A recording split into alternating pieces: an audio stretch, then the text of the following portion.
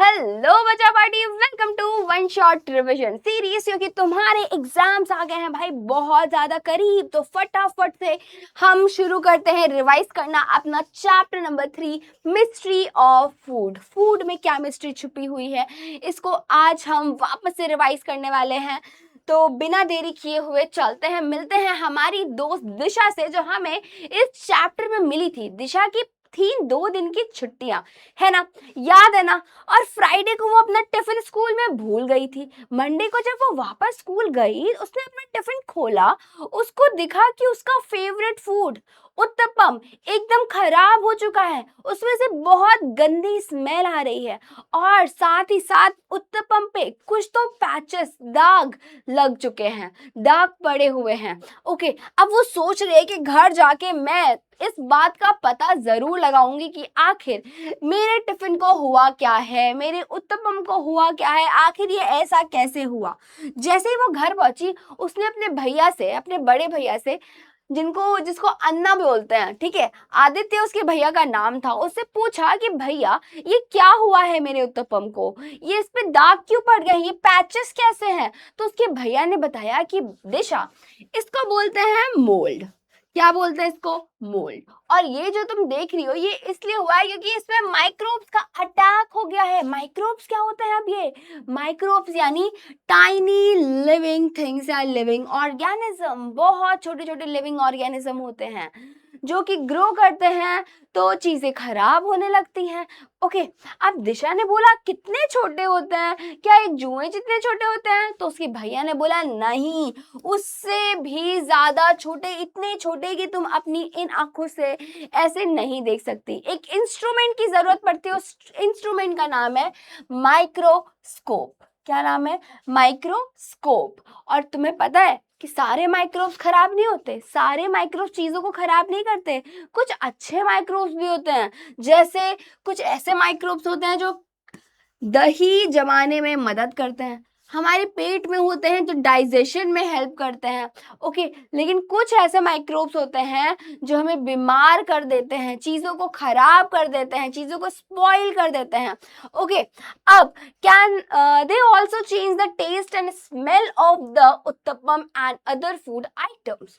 We can see this mould as it is made up of colony of thousands of microbes. Disha ने पूछा अगर हम इनको instrument के बिना नहीं देख सकते तो ये उत्तपम पे कैसे दिख रहा है?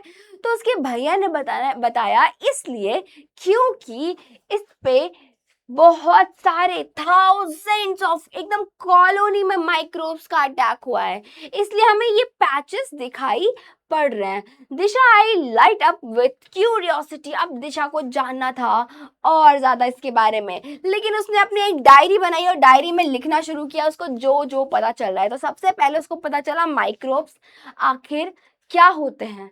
तो माइक्रोब्स बहुत ही छोटे टाइनी लिविंग ऑर्गेनिज्म होते हैं जो कहाँ मिलते हैं? सॉइल में, वाटर में, एयर में, हमारे आसपास, प्लांट्स में, एनिमल्स में, यहाँ तक कि हमारे अंदर भी पाए जाते हैं माइक्रोब्स। माइक्रोब्स को कैसे देख सकते हैं? माइक्रोस्कोप की मदद से हम देख सकते हैं। डन है, आ जाओ अब आगे चलते हैं। अब एक मिस्ट्री सॉल्व हो गई। अब सेकंड मिस्ट्री ये है कि why do some foods spoil faster. Disha छत पे गई और वहां पे उसने एक दिन ब्रेड रखा हुआ था अपनी बिल्ली के लिए, लेकिन बिल्ली आई ही नहीं। ब्रेड वैसे का वैसा ही रखा था और सड़ चुका था, उस पे भी माइक्रोब्स का अटैक हो गया था। लेकिन उसने सोचा कि मेरी दादी जो अचार बनाती है वो इतने महीनों से बना हुआ है, अभी तक बिल्कुल परफेक्ट है, एकदम टेस्टी है, वो तो खराब नहीं हुआ। आखिर ऐसे कैसे? कुछ चीजें जल्दी कैसे खराब हो जाती हैं और कुछ इतने लंबे टाइम तक कैसे चलती हैं? आखिर ऐसा कैसे हो सकता है?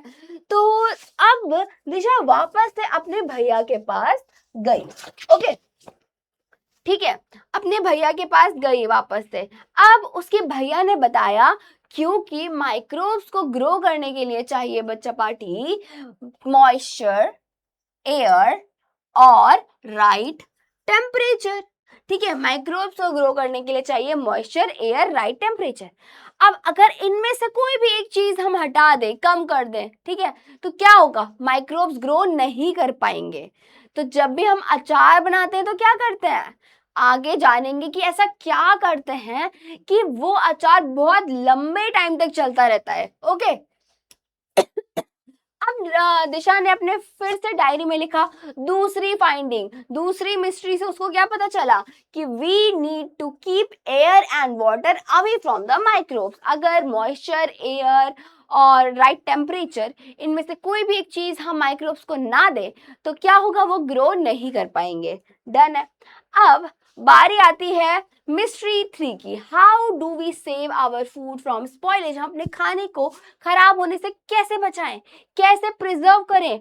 अब आएंगे और जानेंगे फूड प्रिजर्वेशन के बारे में। बट फूड प्रिजर्वेशन क्या होता है, यानी खाने को बचाना is the process of treating and storing food in such a way that it remains fresh, safe and edible for a long time। edible यानी खाने लायक, यानी अपने खाने को, अपने फूड को इस तरीके से स्टोर करना, इस तरीके से बचा के रखना, ठीक है, इस तरीके से रखना कि वो एकदम फ्रेश रहे, सेफ रहे और हम उसको खा सकें लंबे समय तक।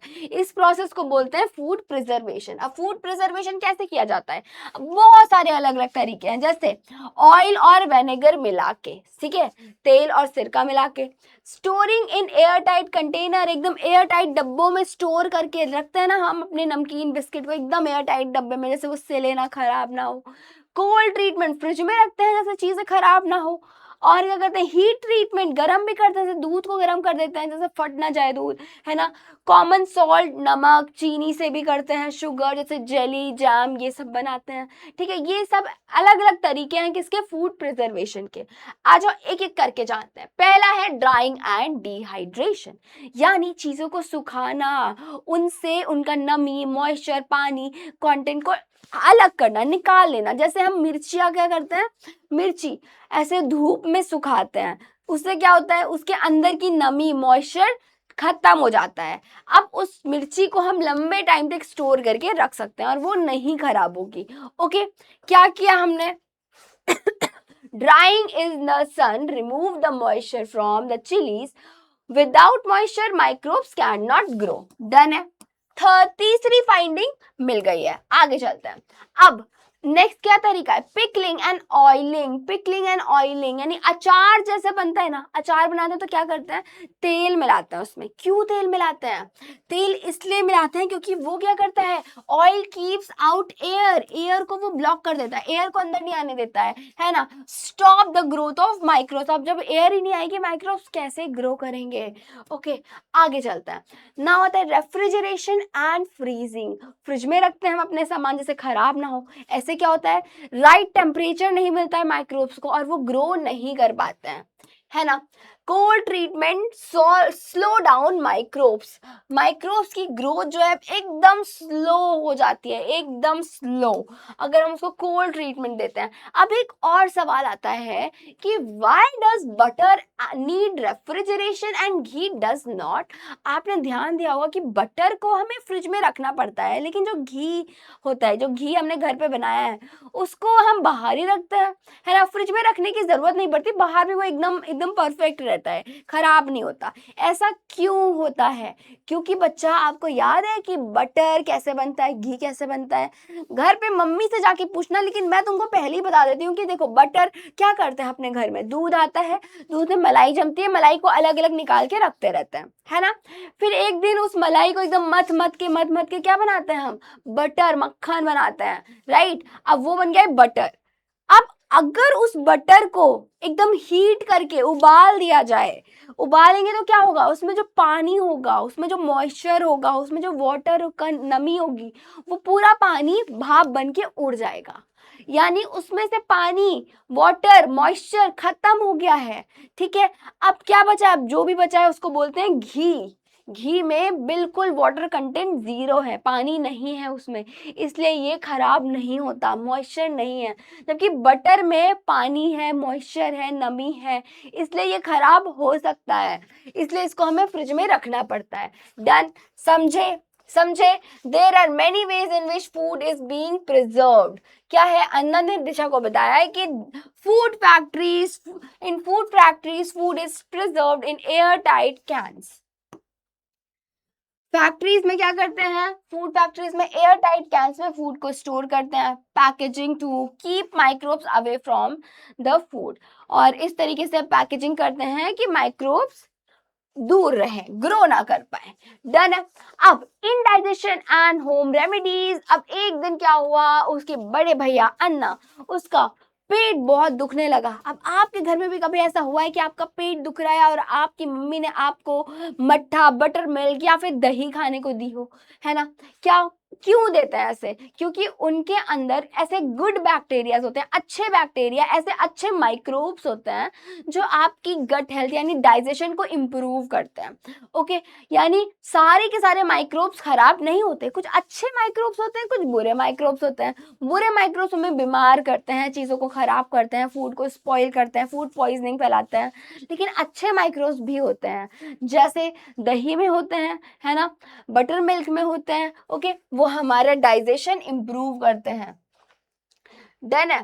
अब आठवीं फाइंडिंग है, some time bad eating habit can also lead to indigestion. Bad eating habit से भी इनडाइजेशन हो सकता है, इसलिए खाने को हमेशा चबा चबा के खाना है, एकदम च्यू करना है, तुरंत ही निगल नहीं जाना है, स्वैलो नहीं कर लेना है ना? और आपको पता है, आपके ये जितने भी टीथ हैं आपके बकल कैविटी माउथ में, उतने टीथ सबका अलग अलग रोल है। आपके जो सामने के टीथ है इनको बोलते हैं इंसीजर, ठीक है, इनका काम है कट करना। इनके बगल वाले जो टीथ हैं एकदम नुकीले नुकीले से, उनका नाम है कैनाइन, उनका काम है टीयर करना। ठीक है, आपने देखा होगा जो बहुत ही नॉन वेजिटेरियन एनिमल्स होते हैं, यानी जो मीट खाते हैं, उनके कैनाइन बहुत शार्प होते हैं, जैसे शेर हो गया, एकदम शार्प कैनाइन होते हैं इनके। उसके बगल में प्रीमोलर्स, ठीक है, प्रीमोलर्स क्या करते हैं? क्रश करते हैं चीजों को। देन और पीछे मोलर, वो ग्राइंड करते हैं, एकदम ग्राइंड कर देते हैं। तो अब फूड जो हो गया एकदम परफेक्टली तैयार हो गया है स्वैलो करने के लिए। तो इस तरीके से फूड को हमें खाना चाहिए और खाते टाइम बात नहीं करनी चाहिए, वरना फूड जो है फूड पाइप में जा सकता है। हमारे यहाँ पे दो दो पाइप हैं, एक फूड के लिए है, एक एयर के लिए है ना? अब फूड खाते समय अगर आप बात करोगे, सांस लोगे, तो क्या होगा? फूड जो है विंड पाइप में जा सकता है, खतरा बढ़ सकता है और आपको खांसी आ सकती है और गड़बड़ हो सकती है ना? इसलिए खाना खाते वक्त बात नहीं करना चाहिए। डन है।